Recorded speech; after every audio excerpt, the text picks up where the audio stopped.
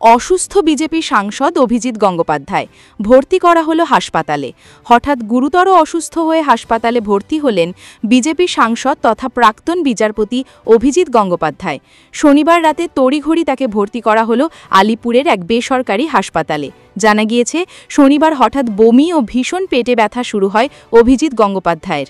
ওই অবস্থায় দ্রুত তাকে নিয়ে যাওয়া হয় আলিপুরের এক বেসরকারি হাসপাতালে। আপাতত সেখানেই ভর্তি রয়েছেন বিজেপি সাংসদ।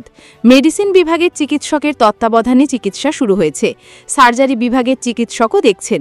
চিকিৎসকদের তরফে জানা গিয়েছে, পেটে প্রবল যন্ত্রণা হচ্ছিল ওনার। বাড়িতে বেশ কয়েকবার বমিও করেছেন। যা যা পরীক্ষা নিরীক্ষা করার প্রয়োজন তা ইতিমধ্যেই শুরু করা হয়েছে। হাসপাতাল সূত্রের খবর, বর্তমানে তার অবস্থা কিছুটা স্থিতিশীল।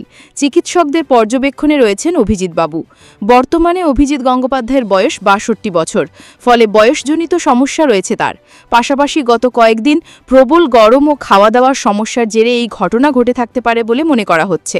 যদিও ঠিক কী কারণে বমি ও পেটে ব্যথার সমস্যা অভিজিৎ বাবুর, সে বিষয়ে তা চিকিৎসকদের তরফে স্পষ্টভাবে কিছু জানানো হয়নি। উল্লেখ্য, কলকাতা হাইকোর্টের বিচারপতি পদ থেকে ইস্তফা দিয়ে সরাসরি রাজনীতির আঙিনায় এসেছেন অভিজিৎ গঙ্গোপাধ্যায়।